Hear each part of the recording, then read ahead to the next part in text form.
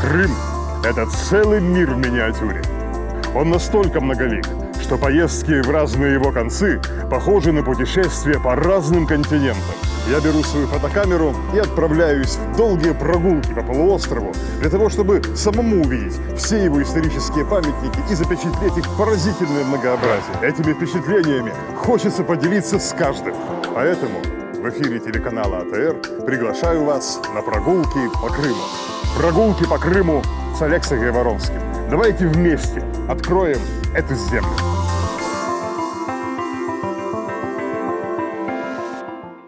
Эта мощная крепость в форме миндалины располагается на голых красных скалах. Она представляет собой скалу в 8000 шагов по окружности. Со всех 4 сторон она не имеет настоящих крепостных стен, потому что со всех сторон на 1000 аршинов пропасти, напоминающие адские и самые глубокие бездны преисподней. Со всех сторон голые скалы и пропасти такие, что, упаси Бог, если человек посмотрит вниз, желчный пузырь его лопнет и обратится в прах.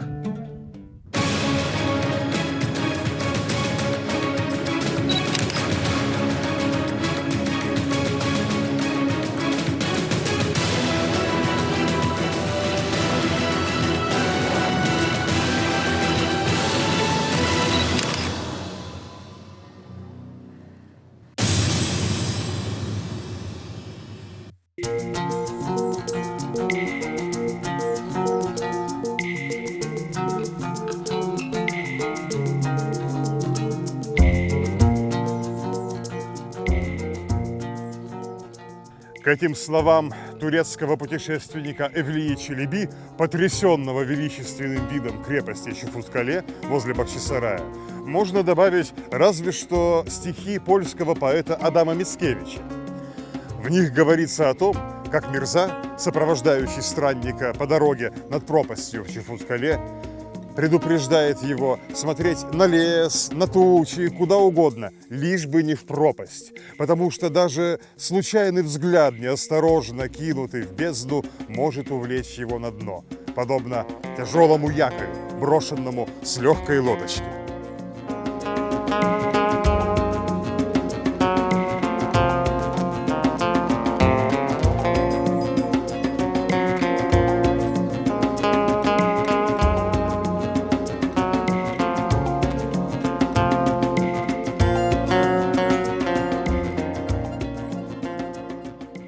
Огромный скальный мыс Чуфуткале похож на гигантский корабль, что гордо воздымается над долиной.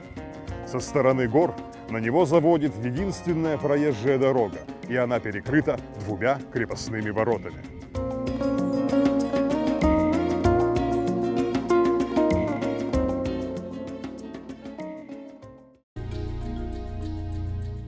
В прошлом на вершине этого мыса виднелись крыши домов. Это была твердыня, защищенная самой природой. Жители города складывали на краях обрывов груды тяжелых камней. В случае нападения врагов достаточно было столкнуть камни вниз по крутому склону, и они, разогнавшись, превращались в оружие не менее грозное, чем пушечные ядра.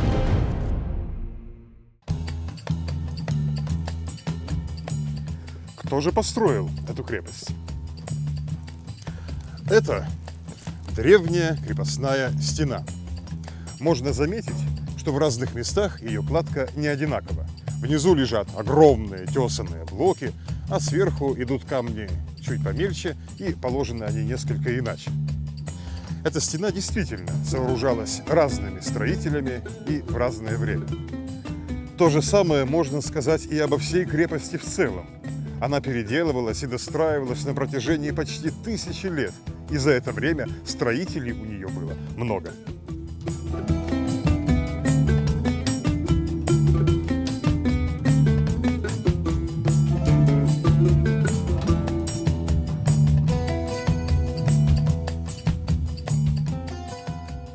Первые камни, фундаменты здешних укреплений, были положены еще при византийских императорах. Заботясь о безопасности своих южнобережных владений, они пытались склонить к сотрудничеству правителей местных народностей, для того, чтобы те оберегали византийские поселения и предупреждали о приближении любого противника. Чтобы облегчить им несение этого дозора, Византия направляла на полуостров своих военных инженеров, и те учили местных строителей строить укрепленные города. Кто же был союзником императоров в данном случае, в данной крепости?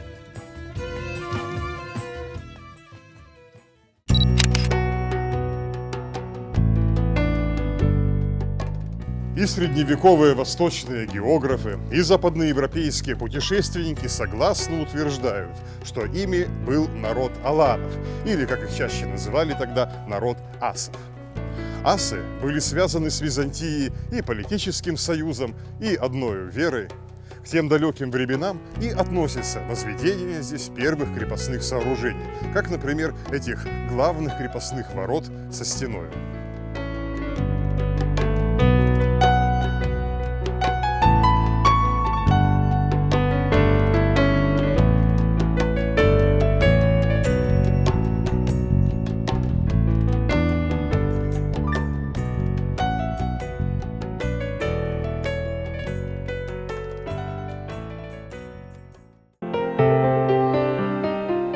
Тогда же в здешних скалах стали вырубать и пещеры, как, например, тут, у южного обрыва крепости, где скала из-за их обилия напоминает многоэтажный дом.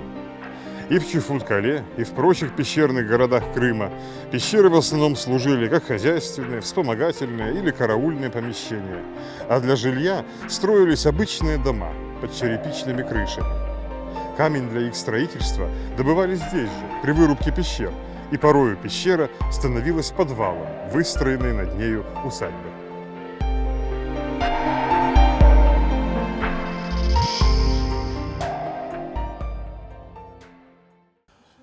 Новая крепость исправно несла свой дозор на протяжении нескольких столетий, но в истории любой империи рано или поздно наступает период заката.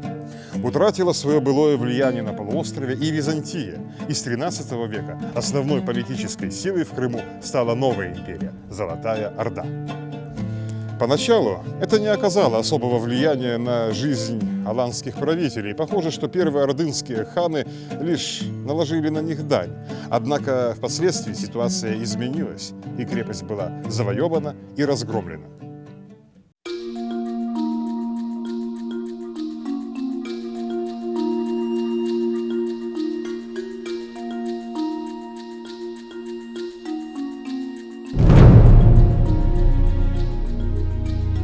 Это случилось в 1299 году, когда в Крым с Дуная с большим войском прибыл эмир Ногай.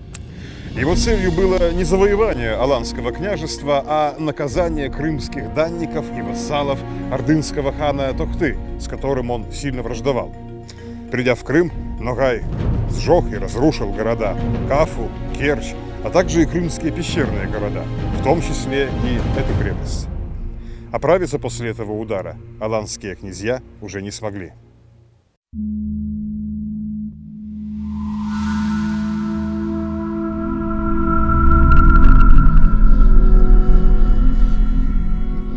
В Крыму существовала любопытная легенда, связанная с историей взятия этой крепости.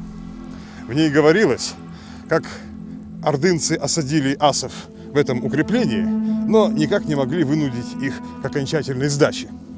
Тогда бей рода Яшлау придумал собрать все барабаны, трубы, музыкальные инструменты и даже медную посуду и при помощи всего этого снаряжения производить непрестанный шум. Оглохшие от грохота и звона, защитники крепости 3 дня продержались без сна, а на 4-й не выдержали и рухнули спящими. Тогда-то осаждающая армия и смогла войти в укрепление. Эта легенда, скорее всего, была позаимствована из караимских сказаний, а те, в свою очередь, основывались на известной библейской истории о том, как иудеи с помощью одних лишь труб и музыки разрушили стены города Иерихона. Весьма интересно здесь упоминание рода Яшлау, чьим фамильным владением стали земли, ранее подчинявшиеся аланским правителям. Даже гораздо позже, уже при Крымском ханстве, на должность начальника крепости, как правило, назначали представителей именно этого рода.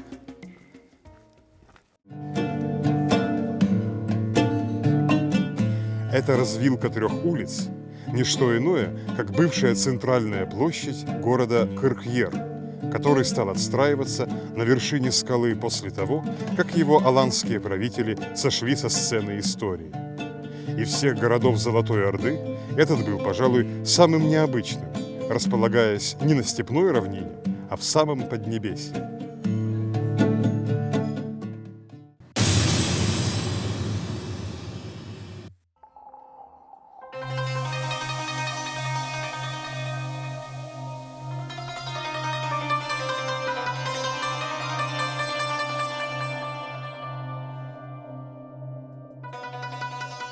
Среди прочих развалин на центральной площади можно видеть и руины мечети. Предполагается, что она была построена еще при знаменитом ордынском хане Джанибеке. Во всяком случае, в кладке ее стен была найдена плита с датой 1346 год, когда правил этот хан.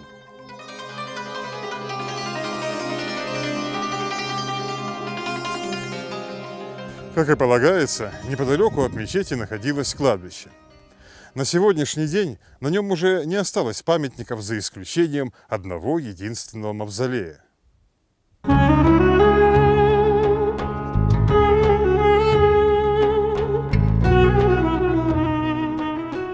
В этом мавзолее в 1437 году была похоронена Дженике Ханым, дочь хана Тохтамыша и супруга эмира Эдиге.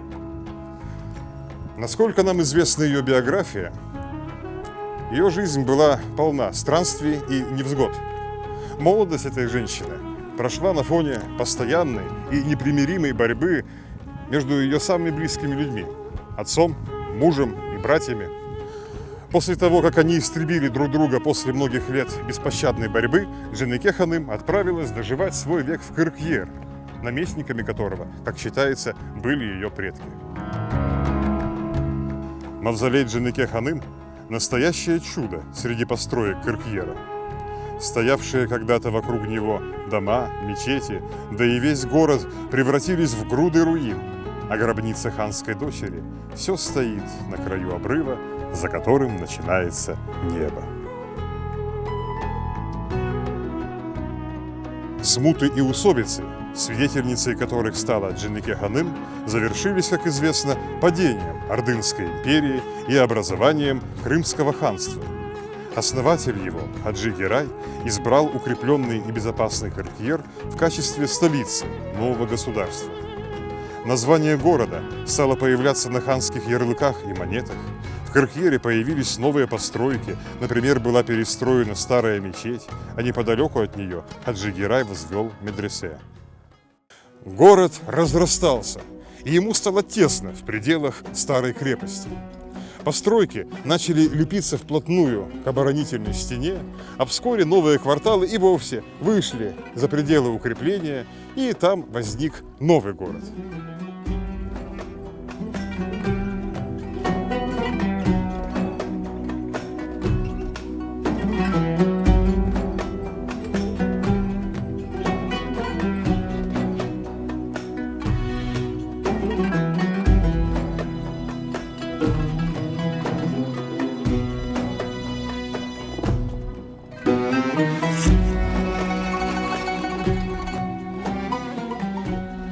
Первые десятилетия независимости Крымского ханства выдались отнюдь не безоблачными.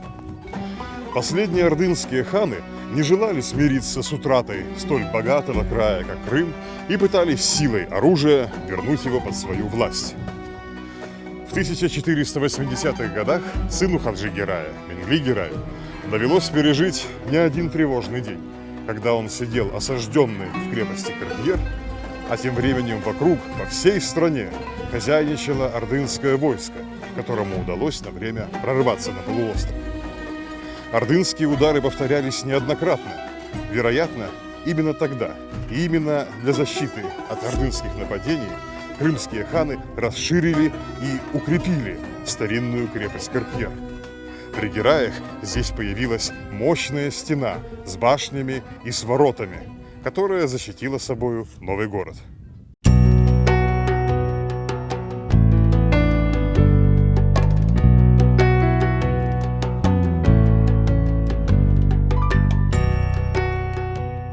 Новая стена с окованной железом калиткой была выстроена и в расселине, по которой шла дорога в город с южного склона. Каменными стенами были перекрыты все подобные лазейки в крепость, и ханская твердыня стала поистине несокрушимой.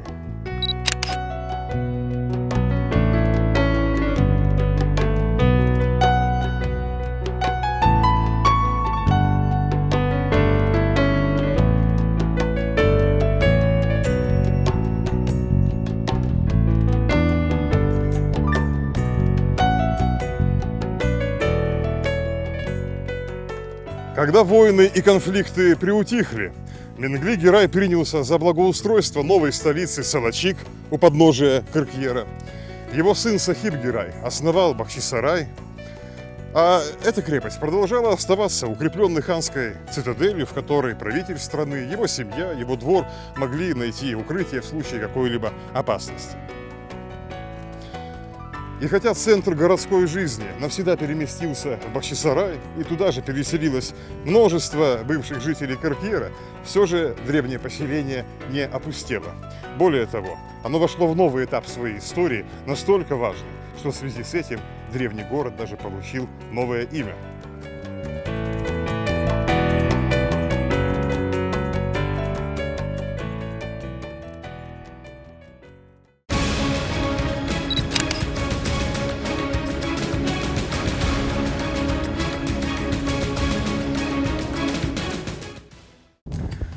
Об этих переменах, а также о последних обитателях древнего города, караимской общине, мы поговорим в следующей передаче. Но прежде чем попрощаться, вернемся к вопросу, который, вероятно, возник у многих. А куда, собственно, делись те самые аланы, которые положили первые камни, фундаменты здешних зданий и укреплений? Ну, как известно, народы не могут исчезать бесследно. Народы могут меняться, они могут смешиваться друг с другом, они могут даже забывать собственный язык. Однако народы – это живые люди, а живые люди не исчезают в пустоту. Еще очень давно современники отмечали, что крымские аланы пользовались исключительно греческой письменностью и имели греческих священников. Поскольку в средневековом Крыму религиозная идентификация означала гораздо больше, чем национальная, то не приходится сомневаться, что со временем крымские ассы, подобно потомкам многих других древних народов полуострова, растворились в большой общине крымских греков. С другой стороны, было известно и о других ассах в Крыму. Они носили мусульманские имена и ничем, кроме происхождения, не отличались от своих крымско-татарских соседей и единоверцев. По тем же причинам, что и их христианские собратья, они тоже растворились среди большого сообщества, но в данном случае уже не греческого, а крымско-татарского.